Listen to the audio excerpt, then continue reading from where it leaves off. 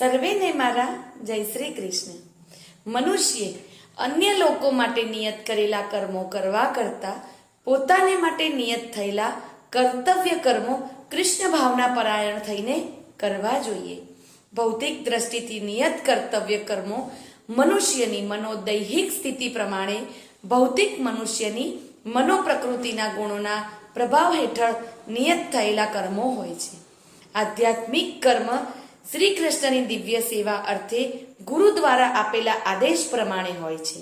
કર્મ ભૌતિક હોય કે આધ્યાત્મિક, પરંતુ મનુષ્ય અન્ય માટે નિયત થયેલા કર્તવ્ય કર્મોનું પાલન અનુકરણ ના કરતા મૃત્યુ સુધી પોતાને માટે નિયત થયેલા કર્મોને જ વળગીને રહેવું જોઈએ.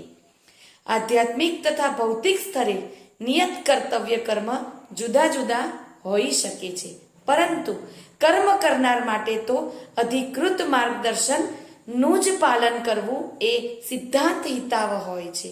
મનુષ્ય જ્યારે ભૌતિક પ્રકૃતિના ગુણોના પ્રભાવ હેઠળ હોય છે ત્યારે તેણે પોતાની વિશિષ્ટ સ્થિતિ પ્રમાણેના નિર્ધારિત નિયમોનું પાલન કરવું જોઈએ અને બીજાનું અનુકરણ ન કરવું જોઈએ. બોલ શ્રી રાધે રાધે.